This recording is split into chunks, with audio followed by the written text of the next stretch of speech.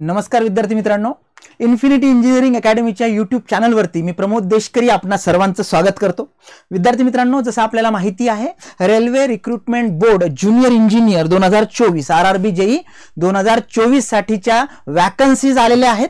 त्या संबंधीची informative व्हिडिओची series आपण मागच्या दिवसापासून सुरू केलेली आहे।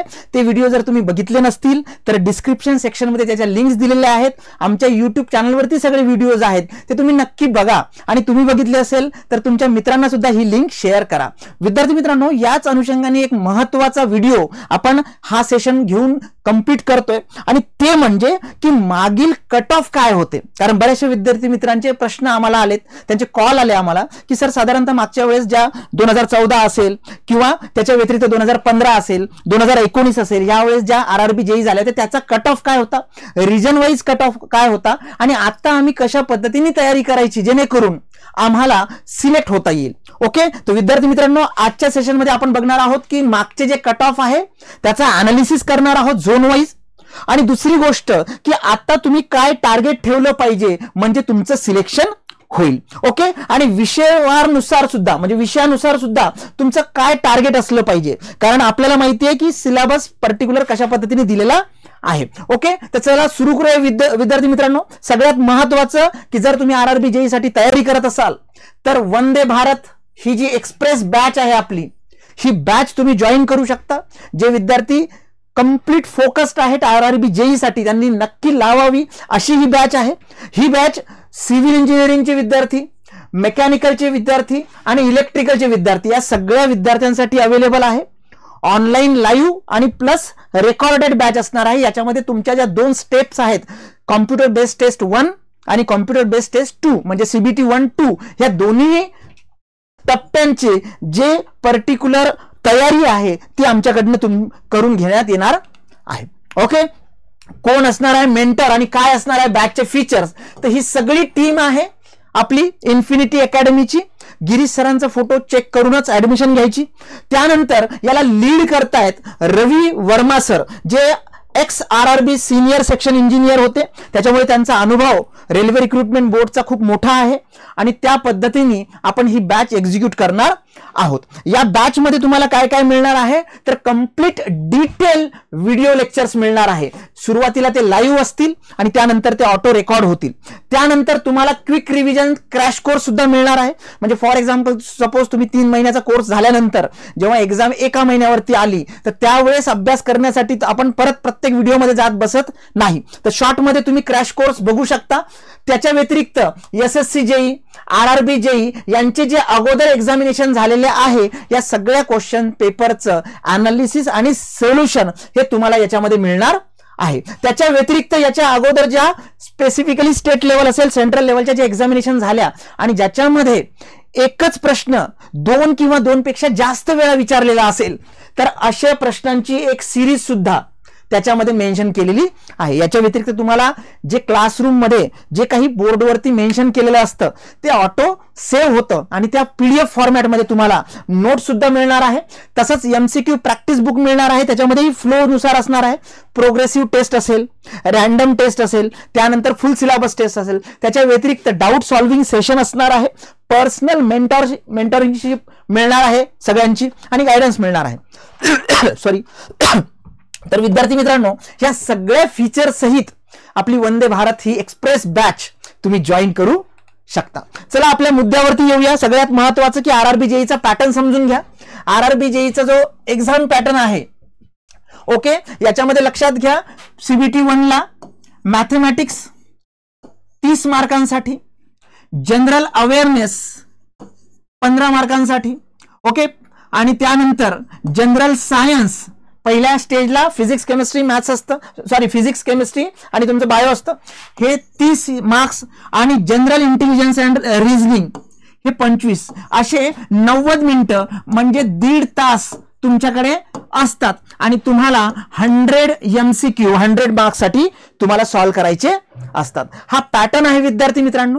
पण आता जर आपण बघितलं तर आता तुम्हाला साधारणतः किती मार्क घ्यावे लागतील जेणेकरून तुमचं सिलेक्शन होईल, याच्यासाठी आपण सगळ्यात पहिल्यांदा बघूया की मागच्या वेळेचे कट ऑफ काय काय होते।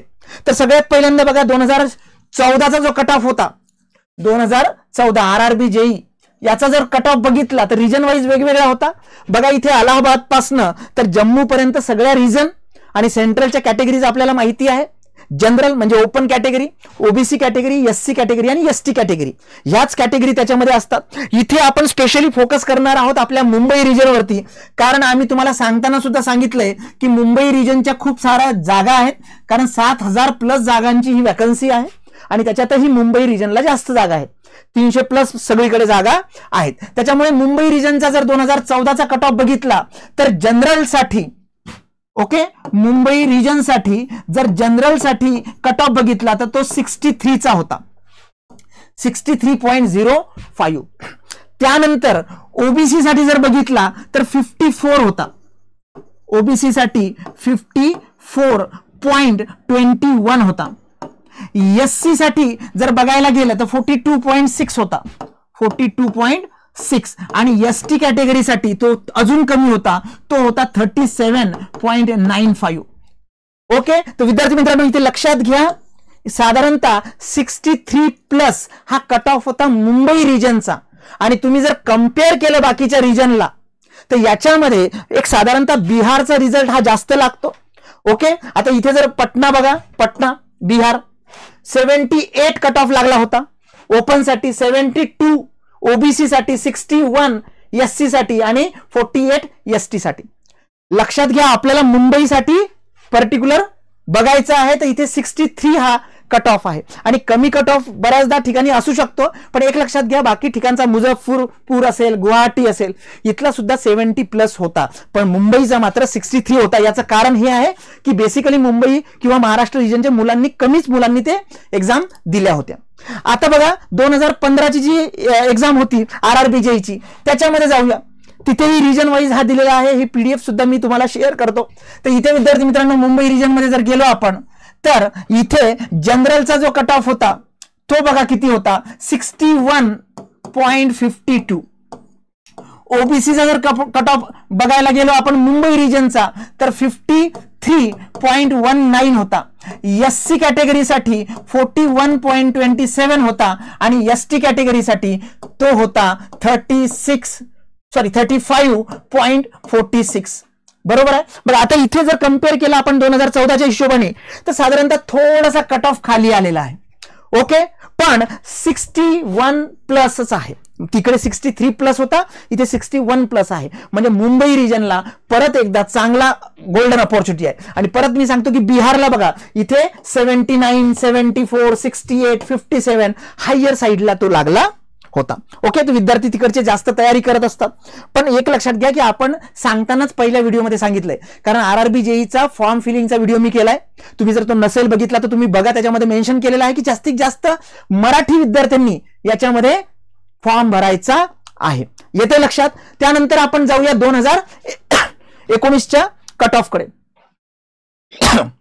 सॉरी, 2019चा कट ऑफ जर आपण बघितला आणि परत मुंबई रिजन जर बघितलं तर विद्यार्थी मित्रांनो इथे सुद्धा तुम्हाला लक्षात येईल की जनरल साठी 63 कट ऑफ होता, ओबीसी साठी 55 कट ऑफ होता, एससी साठी 44 कट ऑफ होता आणि एसटी साठी 37 कट ऑफ होता.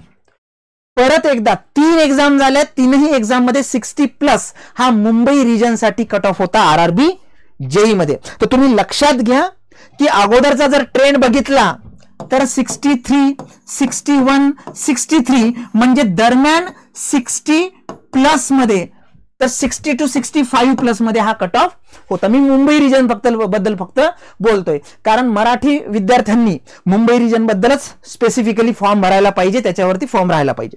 ओके, तर विद्यार्थी मित्रांनो लक्षात घ्या, जर आपण तीनही वर्षाचे कट ऑफ बघितले तर साधारणतः तुम्हाला लक्षात येईल की कशा पद्धतीने हे कट ऑफ लागलेले आहेत. ओके, मग आता तुम्ही म्हणाल की सर हे नेमके कट ऑफ कुठले फॅक्टर असतात की जे कट ऑफला चेंज करतात किंवा कट ऑफला अफेक्ट करू शकतात. तर सगळ्यात पहिल्यांदा लक्षात घ्या की number of candidates appearing for the examination, किती विद्यार्थ्यांनी त्या झोन मधनं एक्झाम दिली, कारण तो खूपच महत्वाचा फॅक्टर असतो. त्यानंतर दुसरा फॅक्टर असतो की बाबा रे डिफिकल्टी लेवल काय होती त्या पेपरची, कारण असंही होऊ शकतं पेपर सोपा असेल, कट ऑफ हाय जाईल, पेपर कठीण असेल कट ऑफ लो जाईल. त्यानंतर नंबर ऑफ वॅकन्सीज, किती वॅकन्सीज आहेत. आता इथे वॅकन्सी जर आपण इलेक्ट्रिकल, मेकॅनिकल, सिव्हिल कन्सिडर केल्या तर त्या 7000 प्लस आहे, खूप जास्त वॅकन्सी आहे. आणि त्याच्या व्यतिरिक्त प्रिव्हियस इयर कट ऑफचा तसा इफेक्ट होत नाही, पण तरी तो एक ट्रेंड जो आहे, जसं मी आता सांगितलं की 63, 61, 63 आणि क्वेश्चनची लेवल खरंच छोटी असते, कमी असते. तुम्ही लक्षात घ्या, प्रिव्हियस इयर क्वेश्चन पेपर जर आपण बघितलं तर त्याच्यावरनं तुम्हाला लक्षात येईल. तर नंबर ऑफ कॅन्डिडेट, किती विद्यार्थ्यांनी परीक्षा दिली, क्वेश्चन पेपरची लेवल कशी होती, किती वॅकन्सीज, जुने ट्रेंड काय होते, सहजासहजी जसं मी आता सांगितलं त्याचा तेवढा फरक पडत नाही, पण गृहीत धरावं लागतं.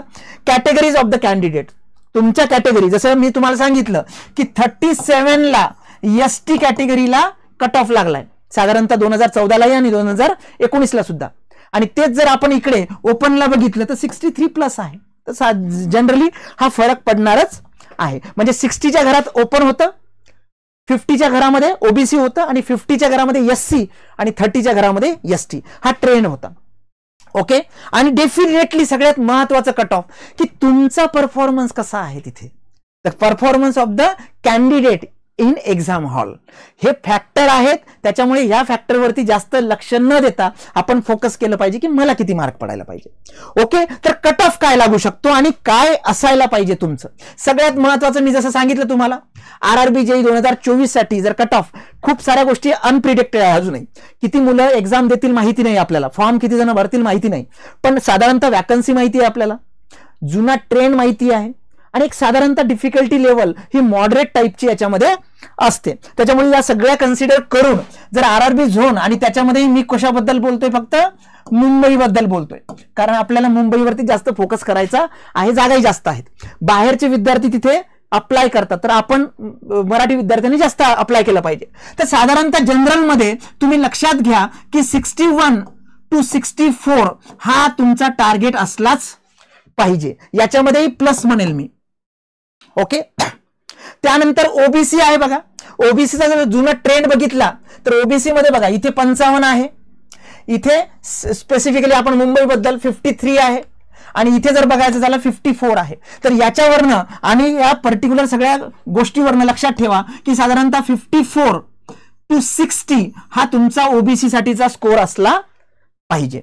ओके. त्यानंतर आहे एससी कॅटेगरी, एक साधारणतः 44 to 47 हा तुमचा स्पेसिफिकली ट्रेंड असला पाहिजे एससी विद्यार्थ्यांसाठी. आणि सगळ्यात कमी साधारणतः 35 to 39 हा जो आहे तुमचा एसटीचा असला पाहिजे. आता ही गोष्ट लक्षात घ्या, हे सगळे टेंटेटिव्ह आकडे आहेत. एक्झॅक्ट कट ऑफ साठी खूप मोठा डेटाबेस लागतो आणि त्या डेटाबेसनुसार आपल्याला त्याच्यावरती अनालिसिस करून, कारण किती जणांनी फॉर्म भरला, एक्झाम झाल्यानंतर परफेक्ट प्रिडिक्शन करता येतं. पण तरी ज्या पर्टिक्युलर गोष्टी माहिती आहेत राईट नाऊ, जागा माहिती आहे, डिफिकल्टी लेवलचा एक साधारणतः अंदाज आहे, बरोबर आहे, या सगळ्या गोष्टी धरून तुम्ही ह्यासाठी फोकस करणं खूप आवश्यक आहे. ओके. मग आता या पर्टिक्युलर गोष्टीमध्ये बसायचं असेल तर तुम्हाला टार्गेट काय ठेवावं लागेल प्रत्येक सब्जेक्ट वाईजचं, ते खूप महत्वाचं आहे. आणि लक्षात घ्या, एसटीचा का कॅन्डिडेट असे ना, एससीचा का असे ना, त्यांनी फोकस काय केलं पाहिजे की मागच्या वर्षीचा कट ऑफ किती आहे याच्यावर नाही फोकस केलं पाहिजे, त्या रिजनचा टॉपर किती मार्काचा होता ते फोकस केलं पाहिजे. कारण ते जर तुम्ही केलं, तुम्हाला जर कट ऑफचे मार्क मिळाले, समजा एसटीचा कॅन्डिडेट आहे आणि त्यांनी जर 64 मार्क घेतले तर तो ओपन मध्ये जाईल, बिनधास्त राहील तो, बरोबर आहे. तर या अनुषंगाने तुम्ही टार्गेट ठेवताना ओपन जनरलचं ठेवायचं. मग ओपन जनरलचं टार्गेट जर ठेवायचं झालं तर आपण 61 काय म्हटलेलं आहे हायर एंडला. मग त्या हिशोबाने जर तुम्ही बघायला गेलं तर साधारणतः मॅथमॅटिक्स मध्ये 30 मार्कांपैकी इथे तुम्हाला 19 ते 21 मार्क हे घ्यावेच लागतील. जनरल अवेअरनेस बद्दल जर बोलायचं झालं तर याच्यामध्ये 15 मार्क जे आहेत तुमचे, ओके, तर साधारणतः 9 ते 11 मार्क हे तुम्हाला घ्यावेच लागतील. जीएस मध्येही परत जसं इथे सांगितलं मी तसं 19 ते 21 मार्क घ्यावेच लागतील. आणि जनरल इंटेलिजन्स अँड रिझनिंग मध्ये तुम्हाला 25 जर स्पेसिफिकली मार्कांपैकी मार्क घ्यायचे असेल तर एक साधारणतः 15 ते 17 मार्क हे तुम्हाला घ्यावेच लागतील. टार्गेट हे ठेवा मित्रांनो, टार्गेट हे ठेवा. टार्गेट हायर ठेवलं तर तुमचा कट ऑफ जो आहे तो इझिली अचीव्ह होईल. येते लक्षात? तर मागच्या वेळेचे जे काही कट ऑफ होते बघा, 2014, 2015, 2019 RRB JEE साठी बोलतोय मी, तर याच्यामध्ये मुंबई झोनचे कट ऑफ 60+ होता आणि त्या अनुषंगाने मी तुम्हाला कट ऑफची आयडिया दिली की काय कट ऑफ होते नेमके. तुम्ही सगळ्या रिजनचे सुद्धा चेक करू शकता.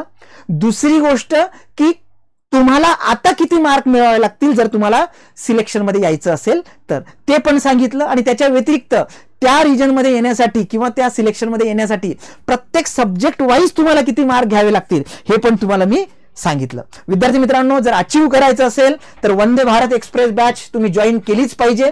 जसं मी सांगितलं, सिव्हिल, इलेक्ट्रिकल, मेकॅनिकल सगळ्यांसाठी ऑनलाईन प्लस रेकॉर्डेड फॉर्मॅटमध्ये CBT 1 CBT 2 दोन्हीची तयारी आम्ही करून घेऊ. बॅचची इन्फॉर्मेशन मी दिलेली आहे ऑलरेडी. आणि तुम्हाला बॅच जर जॉईन करायची असेल तर याच्यामध्ये आपला जो नंबर आहे 9226984558 या क्रमांकावरती संपर्क करायचा आहे. 1 ऑगस्ट पासून ही बॅच लॉन्च झालेली आहे आणि फी आहे फक्त आणि फक्त 4999 रुपये. आणि याच्यामध्ये एवढं सगळं तुम्हाला मिळणार आहे.